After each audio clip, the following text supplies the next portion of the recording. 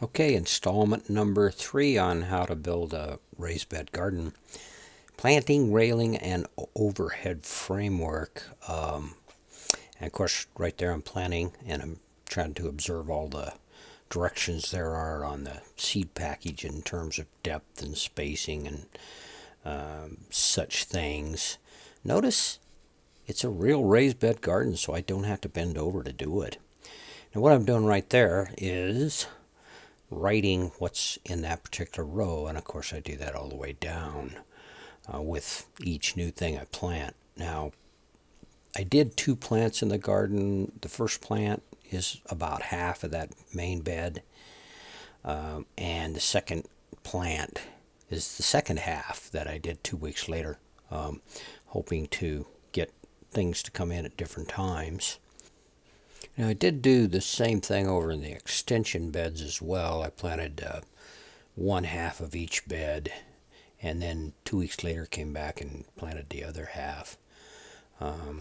But anyway, this is the gardening part of the whole thing. I'm not going to talk a whole lot about that. I guess what I would say is that it's a total treat not to have to get down on your hands and knees in order to do this kind of a plant.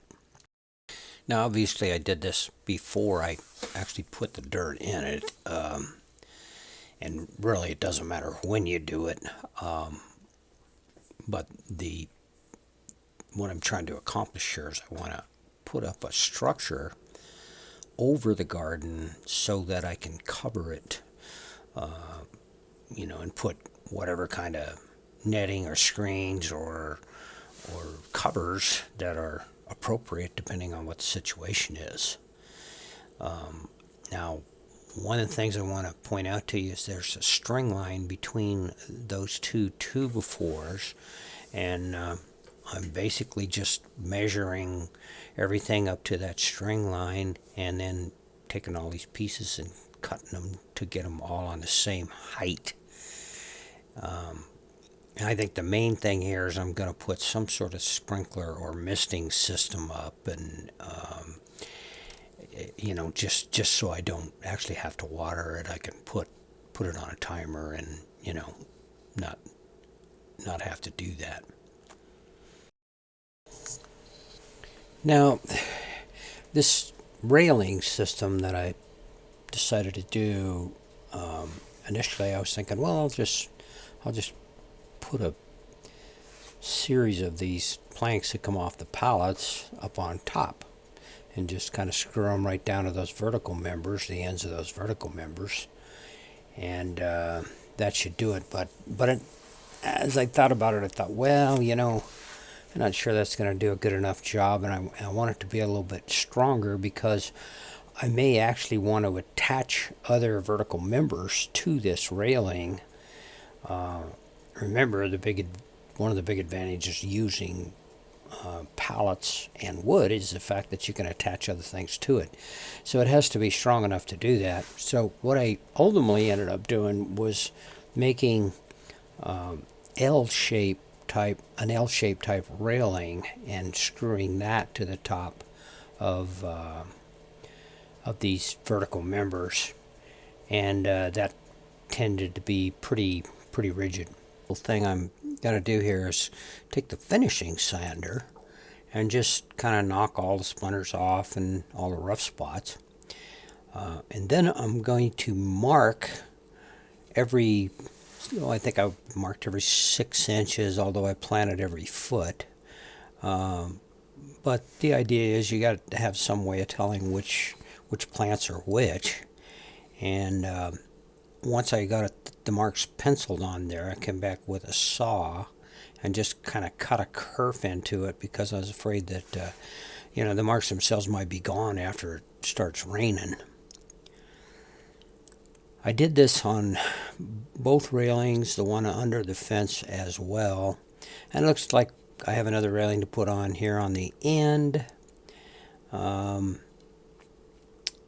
it's kind of part of the strength of the framework as well. So you're going to see here, as I end up putting up the overhead framework, these railings are really what I'm going to attach everything to.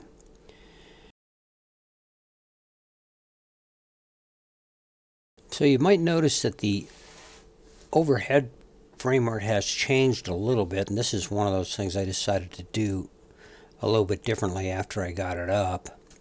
But what I'm doing now is just measuring where these sort of vertical members on this side are going to mount. You can see I have a batch of them right here that I've already cut.